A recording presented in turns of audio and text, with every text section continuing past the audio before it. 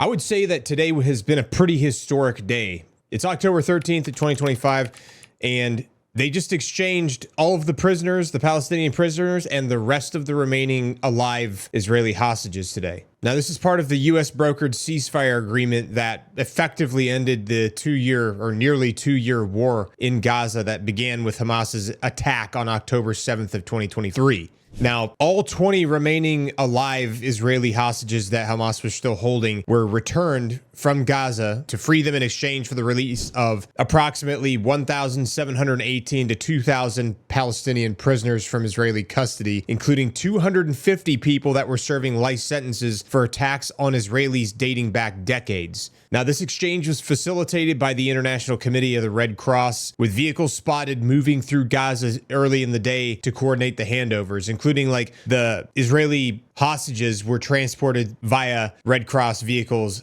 back into Israel as well. Now, the 20 living hostages, which were captured on October 7th of 2025, were the final group held by Hamas, and they included some civilians as well as some soldiers as well, possibly. Oh, here you go. Here's all their names. Elkana Bobat, Matan Angres, Avinatan Or, Yosef Haim Ohana, Alan Ohel, Evyatar David, Guy Gabol Dalal, Ram Bravlasky, Gali Berman, Ziv Berman, Eitan Moore, Segev Kalfan, Nimrod Cohen, Maxim Herkin, Eitan Horn, Matan Zangauker, Bar Cooperstein, David Cunyo, Ariel Cunyo, and Omiri Miran. That is a lot of people. There was tons of viral videos that went crazy all over the place, from showing the moments the hostages returned, being able to embrace their families, their mothers, their fathers, like Eitan Moore reuniting with parents Efret and Zivka at medical centers at Sheba Medical Center and stuff like that. A lot of Israeli officials described this day as the end of a painful nightmare, and there's widespread celebrations across the country. Now, like I said, there is also, as Israel was receiving the 20 living hostages, they also freed over 1,700 detainees some of which were held without trial or for security-related offenses. Among them were some pretty high-profile figures that were serving life terms for terrorism-related convictions. And then buses carrying the released prisoners arrived in Ramallah in the occupied West Bank, and then the Palestinian Prisoners Office published a list of the names to highlight the scale of the release. And Palestinians apparently view this release as a major humanitarian victory, with footage capturing festive gatherings in Gaza and the West Bank. Now, this swap was like the culmination of some of the intense negotiations that were, involving the Qataris, the Turkish, and U.S. mediators, and especially the Trump administration envoy Steve Witkoff, who played a pretty key role in this as well. The ceasefire included provisions for Gaza reconstruction monitored by international observers and is aiming to prevent future escalations. Now, while it's been hailed as a breakthrough, there's some critics on both sides that still express concern. Specifically, Israelis are worried about the release of hardened militants, and Palestinians noted that the deal does not address long-term issues like the blockade or statehood. Some other concerns from Israel is the fact that Hamas did not agree to lay down their arms, and there's currently a lot of infighting, almost like a civil war, if you want to call it, between like Hamas and like other families that are not pro-Hamas or anti-Hamas inside of the Gaza Strip. And they're fighting and shooting each other in the streets, and it's pretty wild right now because Hamas is trying to reconsolidate power now that the Israelis are pulling back, and it's happening in real time. Now, at the same time, President Donald Trump made a 8-hour visit on October 13th of 2025. He flew all the way to Israel. He landed, and he timed it just so that it could coincide with the hostage prisoner exchange and ceasefire implementation. Now, this trip was part of a broader Middle East tour to kind of solidify the peace deal and supervise the work that the administration had done in coordinating this, brokering this peace deal with all these different Arab nations and Israel. Now, he was received pretty well. Israeli leaders and crowds were hailing him as a, quote, colossus and, quote, peace president for brokering the agreement. He landed early and immediately touted the hostages' release, stating, quote, the hostages are back, and declaring that the Gaza war was over in remarks to reporters. He also emphasized the deal's role in bringing lasting peace to the region. Now, one of the big focuses of his visit was a over 1 hour speech to Israel's parliament, where he received multiple standing ovations. He also told lawmakers that Israel had won the war and now it was time for peace. Meanwhile, crediting the administration's tough negotiations as well. Funny enough, during the speech plea to Israeli President Isaac Herzog to pardon Prime Minister Benjamin Netanyahu, who's currently facing corruption trials, calling him a, quote, good man, and saying the request, quote, made a lot of sense. President Trump also planned to meet the freed hostages at Sheba Medical Center, but ran short on time due to his tight schedule, so he wasn't able to do that. But he did speak with some of the families of the released captives, offering his personal congratulations to them. Late in the afternoon, he ended up departing for Sharm el-Sheikh in Egypt for a World Leaders Summit there. And then he signed the formal Gaza peace plan along Egyptian President Abdel Fattah el-Sisi and other regional leaders as well, including UAE officials and others. Now, I want to go back, talk about the hostages a little bit more. So the individuals that were alive were all men, like I said. They were ranging from age of 19 to 39, and they had all been abducted during the October 7th attack in 2023 on southern Israel, primarily from the Nova Music Festival near Raim or kibbutzim like Nir Oz and Kfar Aza.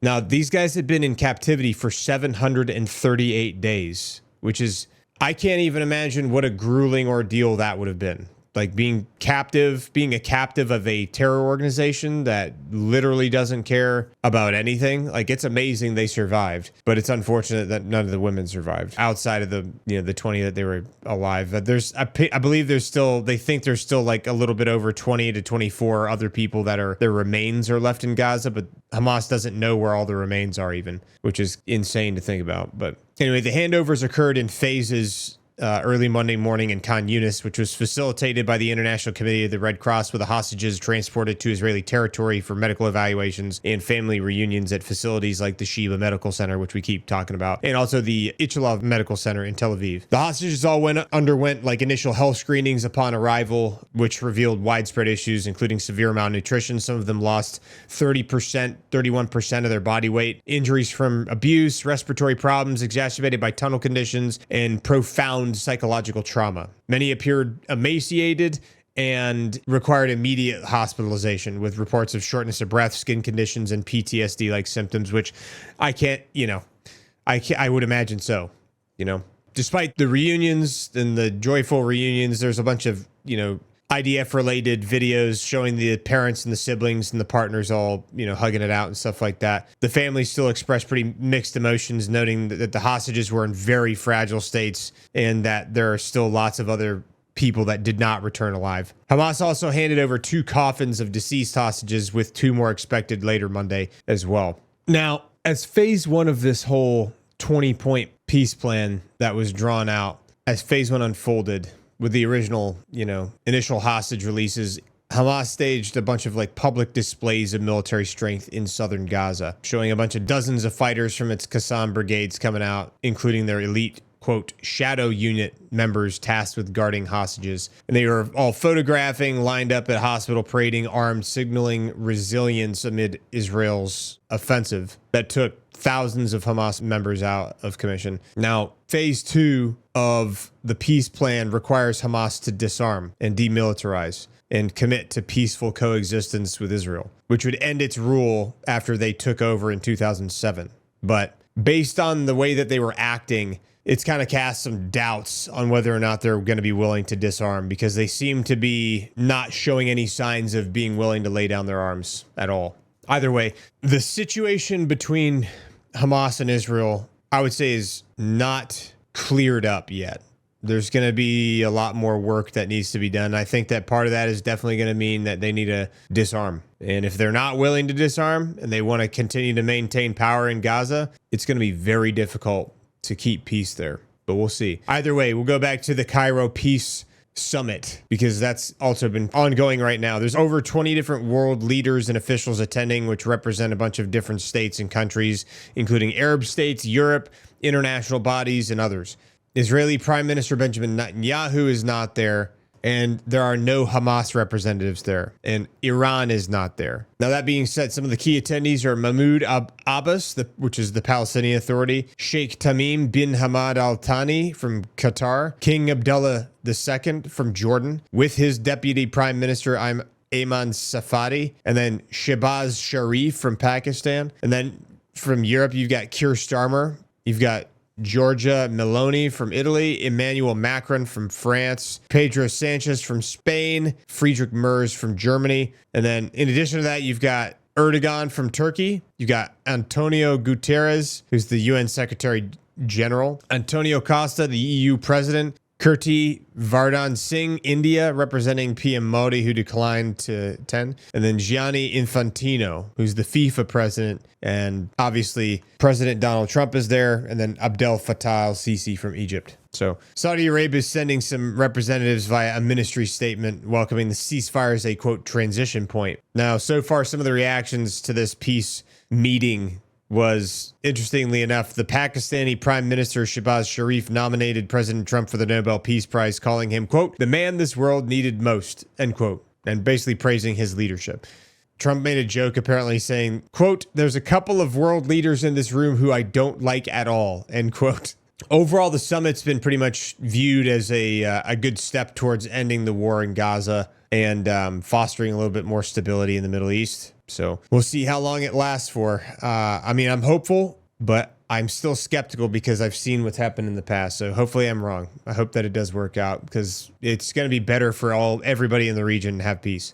All right, guys, that's it for the daily roll-up for today. I know it was a little bit different than usual because we only covered one topic, but we'll change it up from time to time as we go forward. Either way, I appreciate you sticking around till now because if you stuck around till now, that means that you are inherently helping boost this video in the algorithm because retention rates do help this video get recommended to more people. So another way you can help support the channel is you can like this video, you can leave a comment in the comment section below, or you can share this video with your friends. So please let us know what you thought about this video in the comments below. And thank you so much for watching, and we will see you in the next video.